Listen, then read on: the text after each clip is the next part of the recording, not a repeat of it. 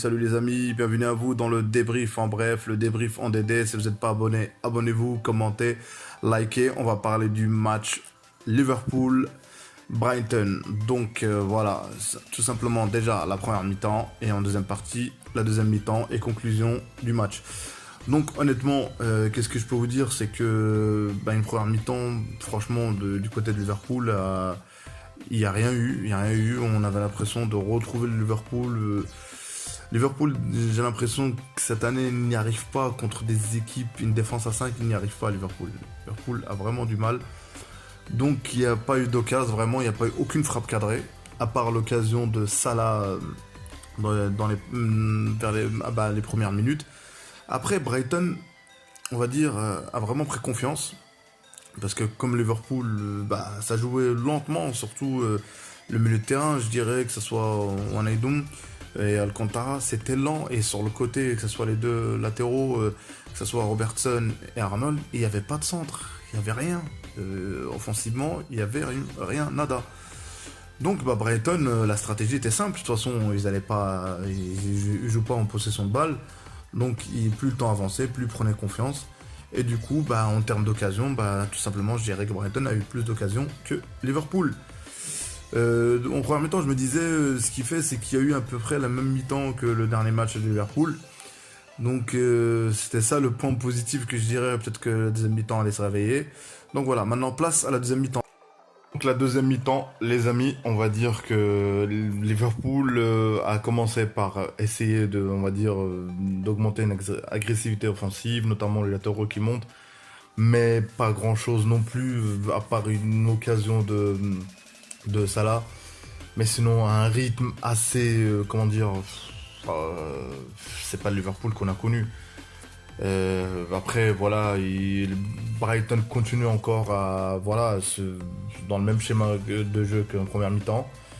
À ce moment-là, il fallait que arrive ce qui arrive.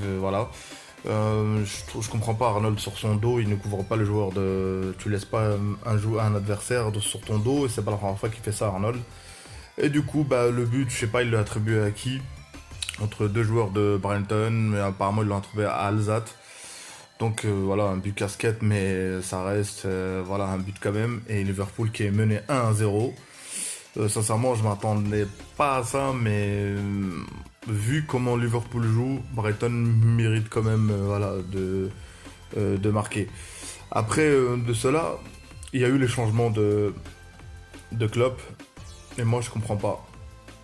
Les remplaçants de Salah ou de Mané ou de Firmino, que ce soit Shaqiri, nul, Origi, nul, Chamberlain, tout ça, ça n'a pas de niveau, tout ça, ça remplace pas les trois joueurs, que quand eux ils sont moins bien. Et aussi, notamment, Sadio Mané manquait énormément sur ce match, parce que Sadio Mané emmène quoi? Les percussions, les dribbles, il monte le ballon, comme ça il libère les latéraux.